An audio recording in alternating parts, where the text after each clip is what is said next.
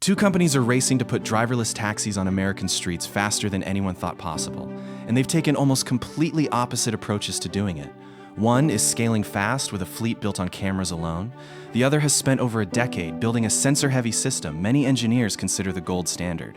Both are now under federal investigation. So which one is actually safer right now? I went through the real data, the real incidents, and the real numbers to find out. In this video, we're doing a fair, side-by-side comparison of both companies' approaches to self-driving safety. We'll look at how each company's technology actually works, what's happened since one of them removed its safety drivers, how the other has scaled to hundreds of thousands of rides a week, what the real crash data says about both, and what federal regulators are currently investigating. This follows directly from our last video on the viral self-driving fireworks incident. If you haven't seen that one, it sets up a lot of this context. If you're new here, we cover future automotive and AI mobility tech every week. So subscribe if that's your thing. Let's get into it. Let's start with the core technical difference, because it explains almost everything else in this video. One company believes cameras alone, combined with powerful AI, are enough to drive safely, arguing that humans drive using just their eyes and a brain, so a sufficiently advanced vision system should eventually be able to match or exceed that. It's a cheaper approach per vehicle, and it scales faster across new cities because there's less specialized hardware to install and calibrate.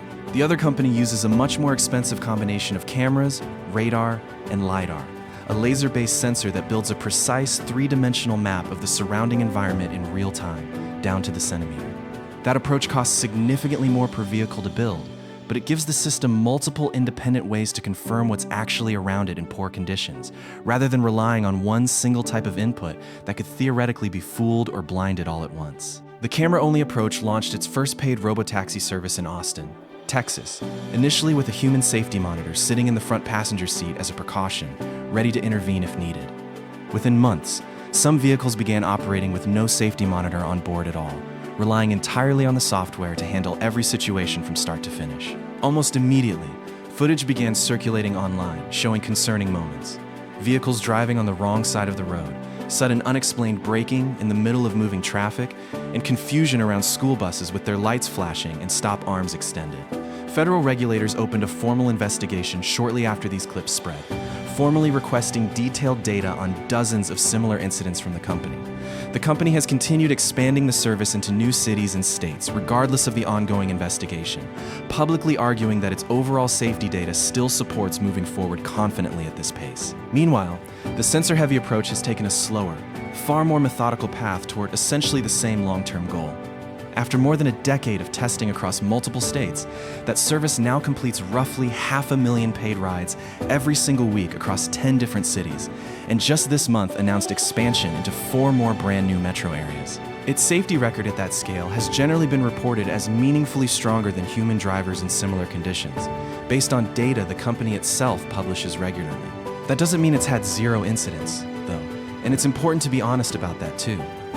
Federal transportation safety investigators have looked into interactions between its vehicles and stopped school buses, and a separate probe followed a low-speed collision involving a child in a different city that thankfully resulted in only minor injuries. No comparison here is meant to declare one company perfect and the other reckless. Both are genuinely dealing with rare, serious edge cases as they scale further into everyday, unpredictable city traffic. So let's actually look at the numbers side by side as fairly as possible. In one city-specific investigation, the camera-only service's crash rate was estimated at roughly 1 incident per 57,000 miles driven, compared to roughly 1 incident per 500,000 miles for human drivers in similar conditions in that same general area. The sensor-heavy service, operating at much larger cumulative scale across more cities and more years, has generally reported crash rates below the human driver average in its own regularly published safety data. But context matters a lot here. The two companies don't publish incident data using exactly the same definitions or methodology. They operate in different cities with very different traffic patterns and weather, and one fleet is far newer and smaller than the other, which naturally makes its early numbers more volatile. Comparing them directly and declaring a clear winner is genuinely difficult to do with full statistical accuracy right now, which is exactly why independent regulators are stepping in to try to standardize how this kind of safety data gets reported industry-wide. It's worth asking why these two companies made such different bets in the first place.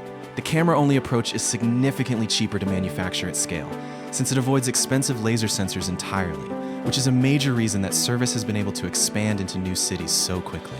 The sensor-heavy approach costs more per vehicle, but its supporters argue that redundancy is exactly what you want in a system responsible for human lives. If a camera gets blinded by direct sunlight or heavy rain, radar and lidar can still see clearly. Critics of the sensor-heavy approach argue it may simply be over-engineered and too expensive to ever scale as fast as a camera-only fleet. Both arguments have genuine merit, and neither has been definitively proven right yet at true nationwide scale. Both companies are now operating under real federal scrutiny at the same time, which is a fairly new situation for this entire industry. Transportation safety regulators have opened investigations touching both companies this year, requesting detailed incident data, sensor logs, and internal safety reports. Some of these investigations take months or even years to conclude, and they don't necessarily mean either company did anything intentionally wrong. There's standard procedure whenever a new, unproven technology scales quickly into public streets. What's notable is that regulators appear to be treating both approaches with equal seriousness, rather than favoring one technical philosophy over the other. The eventual findings from these investigations could end up shaping which approach becomes the industry standard going forward. So, after going through all of this, what's the honest answer? Right now, there genuinely isn't enough consistent, independently verified data to declare one company definitively safer than the other. The camera-only fleet has faced more publicized incidents recently, partly because it's newer and scaling faster in fewer cities, which naturally draws more attention to every mistake. The sensor-heavy fleet has more operating history and a generally stronger public track record, but it isn't incident-free either, and it hasn't been tested at the same breakneck expansion speed. The most accurate conclusion is genuinely unsatisfying. Both systems are still proving themselves in real time, on real streets, and the safest approach for you personally right now is to stay informed rather than assuming either company's marketing tells the whole story. So which one would you trust more with your own daily commute?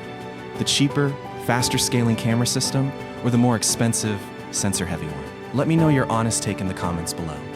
If you found this comparison useful, subscribe, because we're going to keep tracking both of these companies closely as the data and the investigations keep developing. See you in the next one.